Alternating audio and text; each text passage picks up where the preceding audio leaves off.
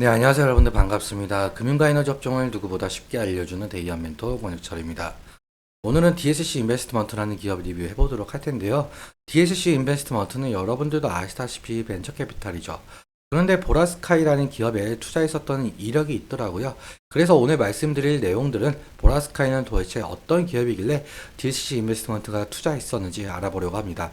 같이 한번 확인해 보면서 천천히 얘기 나눠보도록 할 텐데요. 먼저 시작하기 전에 저희 데이업 채널에 오시면은 모든 종목들을 커버해드리고 있으니까 찾아와 주시면 정말 감사하겠고, 제 영상도 끝까지 지켜봐 주시면서 댓글로 궁금하신 것들 남겨주시면은 다음 영상에서 말씀을 드리도록 하겠습니다. 그럼 DSC 인베스트먼트 바로 보도록 할게요. 일단 DSC 인베스트먼트 여러분들도 아시는 분들이 상당히 많겠지만 처음 투자하셔가지고 모르시는 분들을 위해서 간단하게 말씀을 드리자면 중소벤처 기업에 대한 투자 금융을 제공하고 있는 사업을 지속적으로 영위하고 있죠. 기술력이 높지만 자본과 경영 여건이 취약한 기업 설립 초기 단계에 있는 벤처 기업들에게 대출이 아닌 지분 투자 방식으로 추후 인수합병, 상장 등을 통해서 투자 자금을 회수하고 있는 사업을 진행을 하고 있죠. 투자 방법에는 크게 두 가지 정도가 있는데, 먼저 투자 조합 같은 경우 펀드를 생각하시면 이해가 정말 빠릅니다. 펀드 같은 경우도 여러 자금을 모아서 기업들에게 투자를 하는 거잖아요. 마찬가지로 투자 조합도 개인 기관, 정부, 그리고 중소기업 창업 투자회사, 여기선 DSC 인베스트먼트가 될 수 있겠죠. 이 자금들을 모두 모아서 벤처기업에게 투자를 하는 것을 투자 조합이라고 말을 하고 있고, 직접 투자 같은 경우 말 그대로 DSC 인베스트먼트가 벤처기업에게 직접 투자를 하는 것을 말하고 있죠. 그리고 보통적으로 투자 조합 같은 경우 사업 보고서에서 어느 기업에 투자인지 어느 정도 유추가 가능하지만, 직접 투자 같은 경우는 뉴스 기사로만 접할 수 있어서 찾기가 상당히 힘든 부분이 있습니다. 다음으로 넘어가서 여러분들도 아시다시피 벤처기업들은 경제적 자금이 상당히 부족한 상태여서 외부 투자 유치가 필수적인데요. 이 투자 유치는 한 번으로 끝나는 것이 아니라 여러 단계에 걸쳐서 시행이 되고 있죠. 먼저 시리즈 A 같은 경우는 서비스 오픈하기 위한 준비 단계에서 받는 투자. 사실 이 단계까지 오지 못하고 많은 기업들이 너무나도 많아서 여기 이 구간을 죽음의 계곡, 데스밸리라고 표현을 하고 있습니다. 시리즈 B 같은 경우는 사업 확장을 하기 위해서 추가로 받는 투자 단계, 시리즈 C부터는 스케일업을 가속하기 위한 단계로, 대부분 벤처기업들은 시리즈 C 단계에서 외부 투자를 마무리 짓고 안정적인 수익 구조를 만들기 위해서 어떠한 노력으로 전환하게 되죠.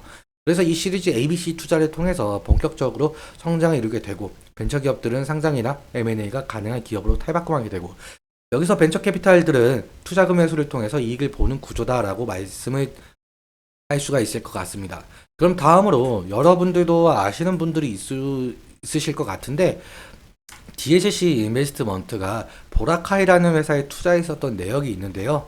2022년 6월에 시리즈 B에 해당하는 투자를 진행을 했다라고 하더라고요. 그렇다면 도대체 보라스카이가 어떤 회사이길래 DSC 인베스트먼트가 투자했었는지 하나하나씩 살펴보도록 할 텐데요. 일단 여기 기사에도 나와 있듯이 보라스카이는 무인 항공기 제조 업체이죠. 국방용 수송, 배송, 그리고 특수 목적 드론을 만들고 있는데요. 그렇다면 드론의 모멘텀은 어떤 것들이 있을까 알아봐야 하겠죠. 사실 여러분들도 아시다시피 드론 같은 경우 우리가 흔히 장난감처럼 여기고 있었는데, 드론은 원래는 최초에 군사적 목적으로만 사용이 되었었죠. 오래전부터 정찰, 그리고 탐색, 공격 등 사용되어서 많은 성과를 거두었었는데, 최근에는 러시아 우크라이나 전쟁으로 다시금 드론의 존재감이 부각이 되었었죠. 드론 같은 경우 경제적 그리고 효율적 측면에서 탱크나 장갑차를 이용한 공격보다는 훨씬 낫기 때문인데, 그래서 드론 같은 경우 최근 군사적 용도로 상당히 관심을 받고 있죠. 미래 먹거리 산업이라고 불릴 만큼 AI와 더불어서 급성장을 이루고 있는데요. 실제로 보라스카이는 대한민국 육군에 드론을 납품도 진행을 하고 있죠. 그런데 드론은 앞서 말씀드렸다시피 군사용 말고도 다른 산업에도 적용이 될 수가 있겠는데요. 현재까지는 드론 시장이 군사용이 제일 크지만, 드론은 완구에서부터 그리고 산업, 농업 등 다양한 분야에서 지금 사용이 되고 있죠. 대표적으로 야외 촬영, 그리고 농약 뿌리기 등이 있고요. 그리고 드론을 활용한 드론 택시라는 것도 있는데요. 서울시에서 2025년에 상용화를 목표로 한다는데, 그렇다면 다시금 드론에 대한 관심도가 높아질 가능성도 있겠죠. 정리하자면은 보라스카이의 드론이 군사용이든 산업용이든 각광을 받을수록 DSC 인베스트먼트도 각광을 받을 가능성이 높겠죠.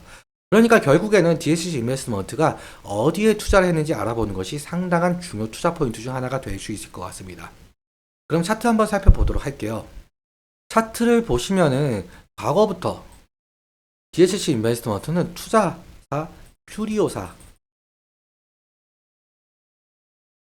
AI가 차세대 AI 반도체 개발 소식에 상승한 바가 있었었고, 그리고 최근까지 블래스터로 각광을 받아서 상승했었고, 그리고 주식 소각 호재까지 있었었죠. 이렇듯 DSC 인베스트먼트는 투자한 곳에 호재거리가 있으면 상승을 하고 있는데요.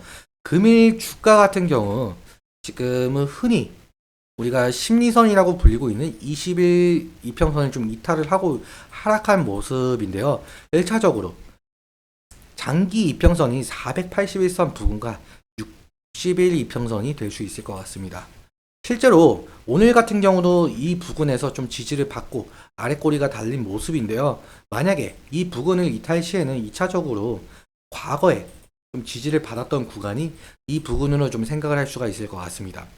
만약에 2차적인 지지 라인까지 이탈을 하게 된다면 당연히 리스크적인 관리가 필요하겠고요.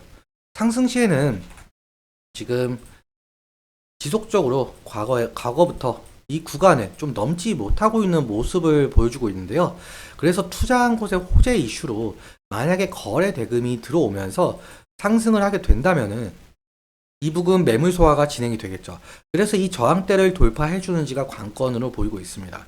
만약에 저항대를 돌파를 하게 된다면 다시금 이렇게 상승 추세로 넘어갈 가능성도 배제할 수는 없을 것 같습니다.